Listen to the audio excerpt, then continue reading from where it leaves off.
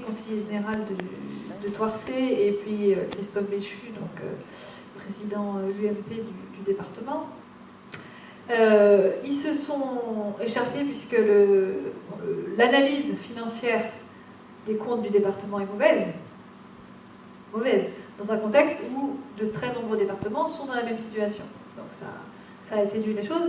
Mais Michel Piron était opposé à la réalisation du parc Terra Botanica, qui effectivement pèse aujourd'hui sur les finances du département. Et la discorde, en fait, touche à cette divergence de vue par rapport à cet investissement. Donc effectivement, bon, pour ma part, moi je n'étais pas favorable à la réalisation de Terra Botanica, j'étais contre également, donc j'avais voté contre.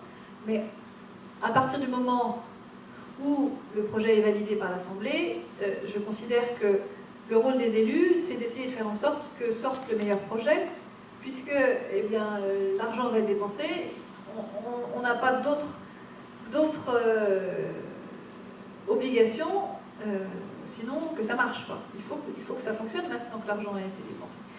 Donc, moi, je ne tire pas à boulet rouge sur Terra Botanica. Je dis, bon, bah, il est là, il faut que ça marche, il faut le promouvoir, il faut que ce soit une locomotive touristique pour notre département. Mais bon, il est vrai qu'il y a des conséquences financières, et donc Michel Piron juge que la gestion de Christophe Béchu est catastrophique, que les hausses d'impôts, donc s'il n'y avait pas eu cet investissement, auraient pu être évitées. C'est vrai, c'est une réalité. Sauf que la décision a été prise et les choses sont ainsi. Notre proposition, nous, on est forcément... on fait la même analyse que Michel Piron. D'ailleurs, Jean-Luc Rotureau était intervenu avant Michel Piron lors de cette session et a fait exactement la même analyse que Michel Piron, mais la presse ne l'a pas repris. Ben forcément, c'est moins croustillant que l'opposition s'oppose, quoi de plus normal.